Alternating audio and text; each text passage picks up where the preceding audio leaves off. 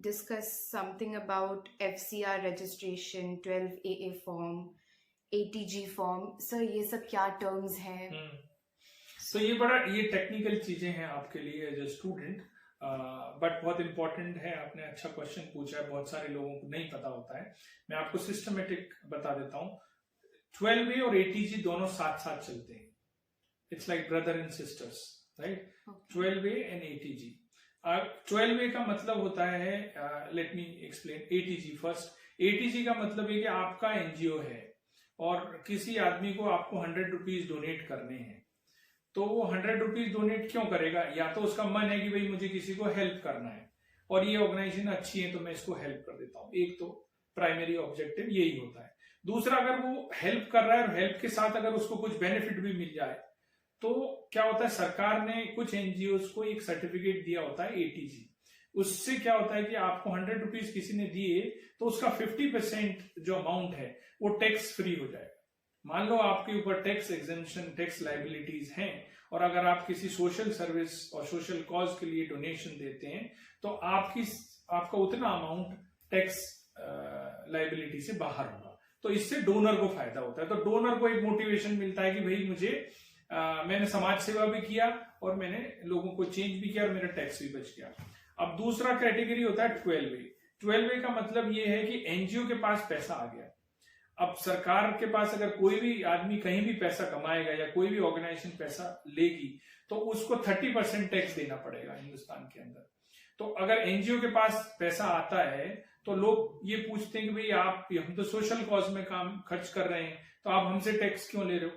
तो सरकार ने बोला अच्छा ठीक है, तो क्योंकि आप वेलफेयर का काम करते हो तो हम आपको एक सर्टिफिकेट देते हैं ऐसे एनजीओ जो अच्छा काम कर रहे हैं। तो जिन ऑर्गेनाइजेशंस के पास 12A सर्टिफिकेट मिल जाता है उनके पास जितना डोनेशन आएगा वो डोनेशन टैक्स फ्री हो जाता है। मतलब उस एनजीओ के ऊपर कोई टैक्स नहीं लगता है।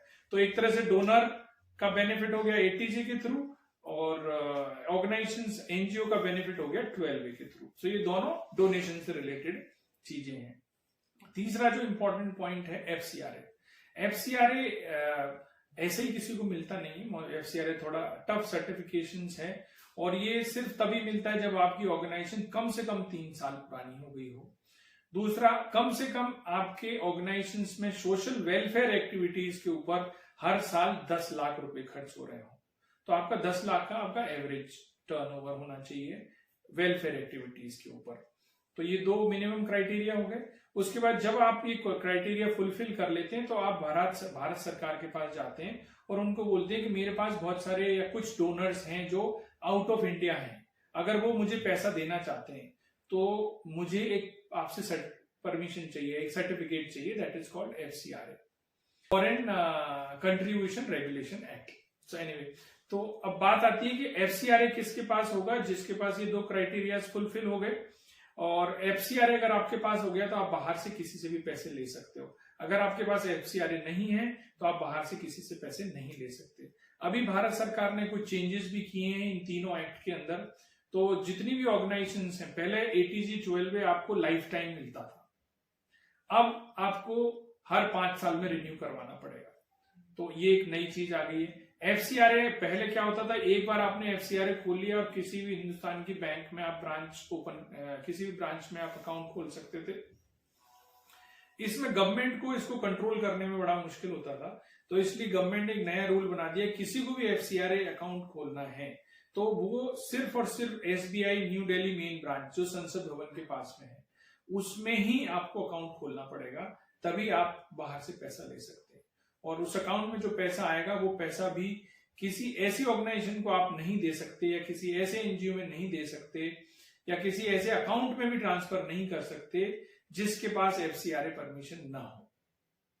तो ये बहुत अच्छा कंट्रोल भारत सरकार ने किया है और बहुत सारे क्या बोलते करप्शन की एक्टिविटीज भी पहले होती थी एनजीओ के अंदर FCRA के पैसे से, तो वो अब कंट्रोल हो गई काफी। तो ये ATG 12A और FCRA के बारे में।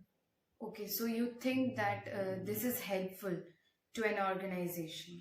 This is very helpful for the organizations who are very transparent और जो नेशन बिल्डिंग में काम कर रही हैं, लेकिन उन लोगों के लिए बहुत बुरा है जो सिर्फ अपनी जेब भरना चाहते हैं। Okay, sir. We understand that.